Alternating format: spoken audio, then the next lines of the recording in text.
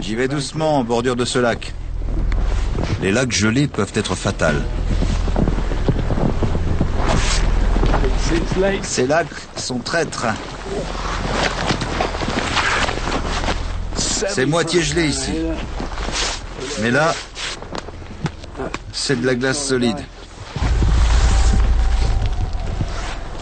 On n'est qu'à la moitié de l'hiver.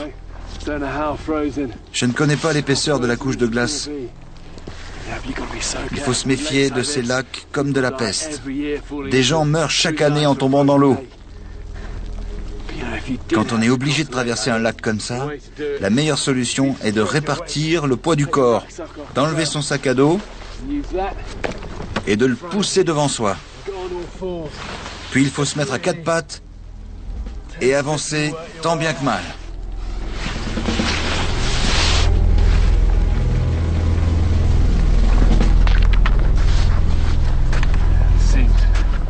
Ça a l'air d'aller pour l'instant. Le point faible dans le lac est toujours près du bord, car il gèle à partir du centre. Plus on s'éloigne de la rive, plus la glace devrait être épaisse. Surtout, reste près de moi.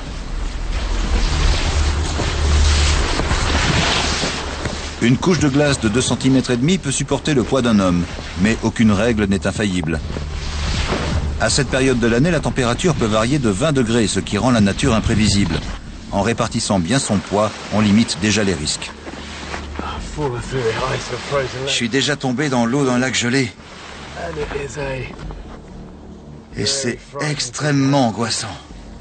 Si je tombe dans ce lac, je risque de mourir d'hydrocution. Et si le choc thermique ne me tue pas, l'hypothermie pourrait avoir raison de moi en quelques heures à des kilomètres de toute terre habitée.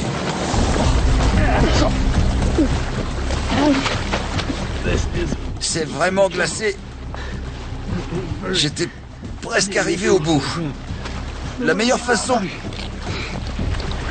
de sortir de là, c'est de se tortiller pour se hisser sur la glace. Servez-vous de votre sac à dos et si la glace se fend à nouveau, avancez jusqu'à ce qu'elle soit assez solide pour supporter votre poids.